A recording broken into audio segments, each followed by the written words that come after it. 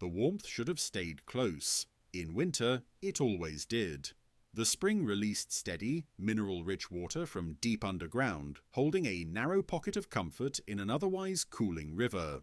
Manatees gathered there year after year, drawn not by memory alone, but by temperature precise enough to mean survival. This time, the warmth did not hold its shape. The manatee floated just beneath the surface near the spring mouth, its massive body suspended almost motionless. It was an adult, broad and heavy, skin scarred lightly from years of contact with rock, boats, and other bodies. Algae traced faint green lines along its back, marking slow movement through warm water over time. Its flippers drifted loosely at its sides. The water around the manatee felt wrong. Not cold, not yet, but diffuse. The familiar gradient that usually defined the spring was blurred. Normally, warmth wrapped tightly around the source, creating a clear boundary the manatee could feel instantly through its skin. Here, that boundary had softened. The manatee adjusted position slightly, drifting closer to where the spring emerged from the riverbed. The water there was still warm, unmistakably so. Muscles relaxed further, heart rate slowed. This was the temperature the manatee depended on, warm enough to prevent stress, cold enough to remain stable. But beyond a short distance, the warmth leaked away. Instead of pooling, it spread outward in thin layers, carried downstream by slow but persistent flow. The river did not allow the heat to settle. It diluted it, stretching it farther than usual, thinning it in the process. This mattered. Manatees were not built for cold water. Their bodies lacked the thick blubber layers found in whales and seals. Warmth was not comfort. It was a requirement. When water temperatures dropped too low, even slowly, organs failed, infections took hold, movement weakened. The manatee floated, sensing. Its skin registered temperature continuously, thousands of nerve endings mapping warmth in fine detail. What it felt now was uneven, warm patches drifting past, followed by cooler ones, then warmth again. The consistency that normally anchored the manatee's position was gone. Nearby, another manatee shifted restlessly. It rolled slightly onto one side, flipper brushing the riverbed, then corrected itself. Usually, manatees packed closely around springs, bodies overlapping in a dense, stable cluster that trapped warmth further. Today, spacing was looser. Animals drifted in and out of contact, unable to find a fixed thermal center. The spring was still flowing. That was not the problem. The problem was that the river no longer behaved the same way around it. Recent rains far upstream had increased flow just enough to carry heat away faster than usual. Not a flood, not a surge. Just enough movement to prevent the warm water from staying where it belonged. The manatee inhaled slowly at the surface, nostrils opening briefly before sealing again. Breath misted faintly, then vanished. Normally, the contrast between warm spring water and cold air was sharp. Today, even that contrast felt muted. The manatee drifted a little farther from the spring mouth, testing. The water cooled perceptibly within a body length. It returned immediately, recentering itself closer to the source. This reflex was automatic, learned not through experience alone, but through survival. Straying too far, even briefly, could mean hours of exposure to temperatures the body could not tolerate. Still, the warmth continued to escape. It streamed past the manatee's flanks, sliding away instead of circling back. The river stole it quietly, carrying it downstream where it would benefit nothing that depended on it. Above, sunlight filtered weakly through the water, pale and winter-thin. It added almost nothing. The river's banks, lined with vegetation, did not trap heat the way they sometimes did in calmer conditions. The manatee remained near the spring, but not settled. Its body adjusted constantly, slight shifts of position, small movements of the tail to counter drift, flippers angling to stay aligned with the strongest warmth. What should have been rest became maintenance. Time passed. Normally, manatees conserved energy here, sleeping, digesting slowly, letting the spring do the work of keeping them alive through the cold months. This spring still tried, but the warmth it offered no longer stayed whole. As the Manatee hovered near the source, surrounded by water that refused to settle into its usual pattern, it encountered a new problem: not sudden cold, not immediate danger, but dilution. The warmth was spreading too far, and in spreading, it was becoming less useful to the animals that needed it most, forcing the manatee to hold closer than usual, adjust more than usual, and begin a winter season not anchored by certainty, but by the fragile effort of staying within a shrinking margin where comfort, safety, and survival still overlapped. The manatee stayed close to the spring, but closeness no longer guaranteed relief. In past winters, position had been simple. Once a manatee found the warm core of the spring, it could remain nearly motionless for hours, sometimes days, conserving energy while the water around it did the work. Now, stillness was not enough.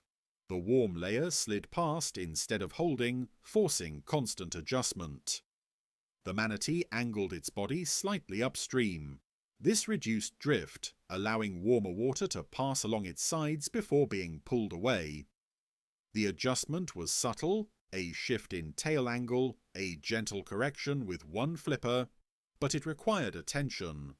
Attention meant wakefulness. Wakefulness meant energy spent. Nearby, the group changed shape. Manatees usually formed a dense cluster near springs, bodies pressed together, heat shared and amplified. This time, the cluster loosened. Individuals drifted in and out, spacing themselves unevenly as they chased the warmest patches rather than settling into one. This weakened the collective effect. Heat escaped faster from isolated bodies. Contact that normally stabilized temperature now came and went. A flipper brushed aside, then separated again. A back pressed close, then slid away as current shifted. The manatee felt this absence. Its skin cooled slightly along the flanks where contact was lost, then warmed again as another pulse of spring water passed. The inconsistency triggered small physiological responses, minor changes in circulation, heart rate adjusting up and down instead of remaining steady. These changes were not dangerous yet, but they were inefficient. The manatee inhaled again and drifted lower, closer to the riverbed where the spring emerged. Here, warmth was strongest, but space was limited. Several other manatees had the same idea, crowding near the source. Bodies pressed together awkwardly, shifting to avoid direct pressure against rock. Crowding carried risk too. Too much contact increased the chance of minor injuries, scrapes, abrasions, small wounds that healed slowly in cold seasons. Normally, the benefit outweighed the cost. This time, the benefit was reduced. The manatee repositioned, finding a narrow lane of warm flow and settling there briefly. For a few moments, the temperature stabilized, muscles softened, the body floated without correction, then the lane dissolved. The warmth stretched and thinned, pulled downstream into a wider channel. Cool water slid in to replace it, not sharply, but enough to be felt. The manatee reacted immediately, tail pushing once, repositioning again. This pattern repeated. Each adjustment was minor. Each one alone meant nothing. Together, they turned rest into work. Across the spring basin, similar movements unfolded. Manatees lifted their heads more often, surfaced more frequently than usual, repositioned instead of sleeping. Calves stayed close to adults, pressing into warmer bodies instinctively, but even that warmth fluctuated. The spring still flowed at its usual temperature. That was not the failure. The failure was containment. The river no longer allowed the warmth to pool to remain dense enough to form a stable refuge. Instead, it diluted the heat into a long, thin ribbon, warm enough to feel, not warm enough to rely on. As the day progressed, air temperatures remained low. Night would come soon, and with it, further cooling of the river outside the spring's influence. The margin between safe and stressful water would narrow further. The manatee sensed this without foresight. Its body responded to the present. to cooling that should not have happened so close to safety, to the effort required to maintain position, to the subtle drain that came from never fully relaxing. The Manatee did not leave the spring. Leaving was not an option. The river beyond was colder, less forgiving. But staying now meant endurance rather than rest. As afternoon light shifted above the water, the Manatee floated close to the source, adjusting again and again, conserving what it could, spending what it must, living within a refuge that still existed but no longer behaved as it always had. The warmth had not vanished. It had spread too far to protect in the way it once did.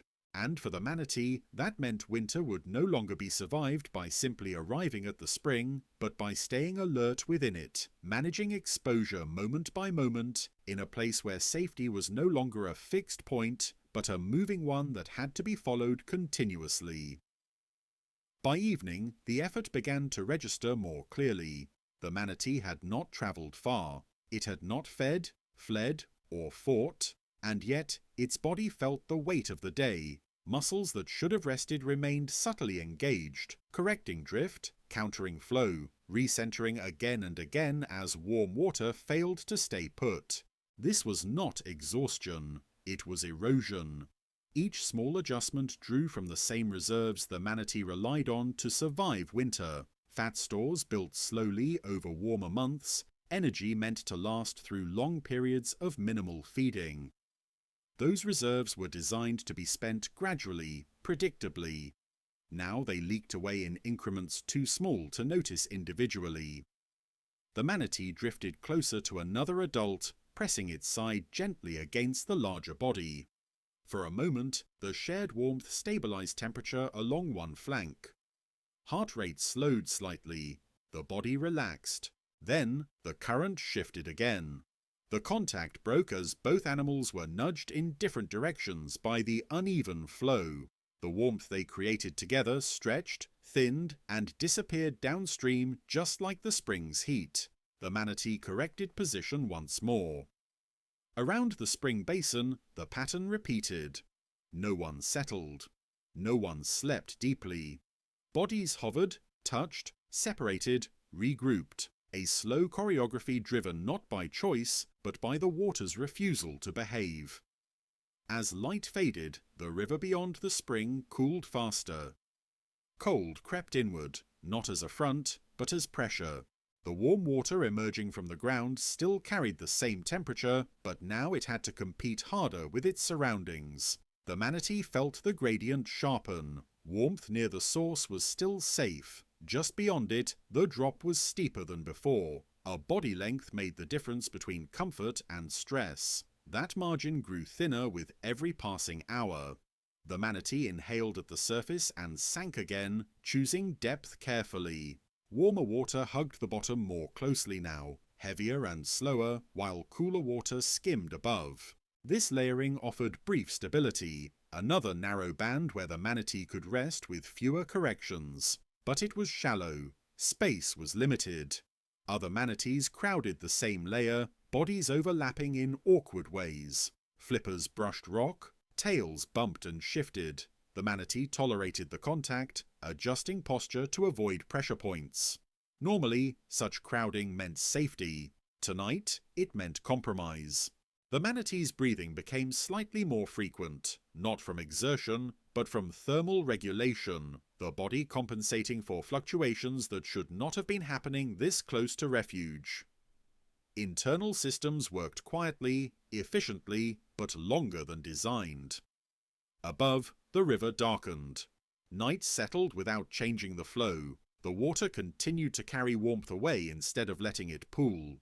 The Manatee floated, eyes half closed but not fully resting. Sensory awareness stayed high. The body could not afford complete disengagement. Too much cooling, even briefly, could trigger stress responses that spiraled quickly in cold seasons. This was the true cost. Not dramatic cold, not immediate danger, but the inability to ever fully relax. The Manatee did not understand why the warmth spread too far, or why the river refused to hold it close. It only experienced the outcome, a refuge that required vigilance instead of offering rest.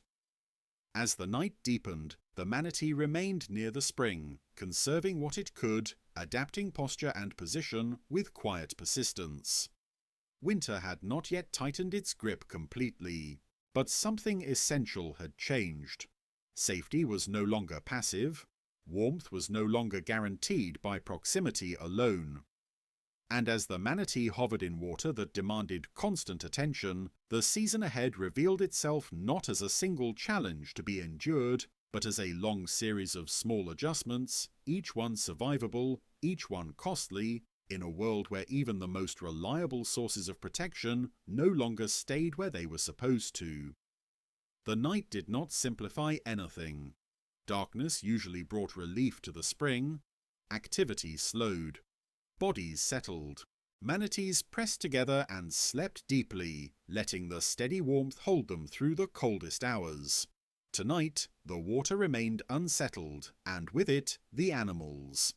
The manatee hovered near the spring mouth, body angled slightly upstream, tail making small controlled movements to counter drift. These motions were barely visible, but constant. They replaced the stillness that normally defined winter nights. Staying warm now required work. As the air above cooled further, the river outside the spring lost heat quickly. The contrast between warm and cold sharpened, but the boundary itself continued to move. Warm water slipped away in narrow streams, leaving gaps that cold water filled almost immediately. The manatee followed those streams instinctively. It did not chase warmth aggressively. It adjusted, sliding a little closer, dropping slightly deeper, rotating its body to align with the strongest flow. Each correction was precise, conservative, and just enough. This was not wandering, it was tracking. Around the basin, the group behaved the same way. Manatees no longer formed a single dense cluster. Instead, they arranged themselves along invisible paths of warmth, bodies staggered rather than stacked. Contact still occurred, but it was brief and unstable, breaking as soon as the water shifted again. Calves stayed closest to adults, pressing into flanks whenever possible. Adults allowed this without resistance, shifting posture to shelter smaller bodies even when it meant losing their own optimal position. The manatee accepted this quietly.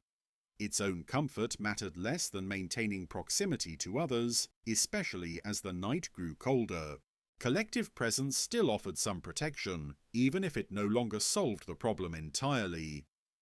Hours passed without resolution. The river did not slow. The warmth did not concentrate. The spring continued to pour out water that was safe, but only if followed constantly, like a moving target that never settled long enough to rest beside.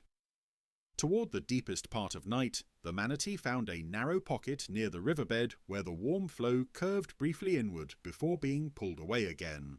The space was small and temporary, but it offered a few minutes of reduced correction.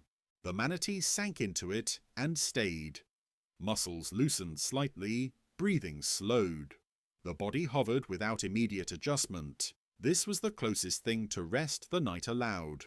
When the pocket dissolved, the manatee moved again without hesitation. This was the adaptation that mattered most, not strength, not speed, but the ability to remain within safety even when safety refused to stay still. The manatee did not wait for the river to behave correctly. It learned to behave correctly within the river's change. By the time the faintest suggestion of dawn reached the water, the manatee was still there, tired but intact, spent but not depleted, alert but not distressed. The spring had not failed, but it no longer guaranteed survival by presence alone, and as the manatee floated through the last hours of night, following warmth that spread too far to hold easily, it demonstrated something quieter and more enduring than certainty, the capacity to persist when refuge became dynamic and when staying alive meant not finding a safe place, but learning how to remain safe inside a place that would not stop moving.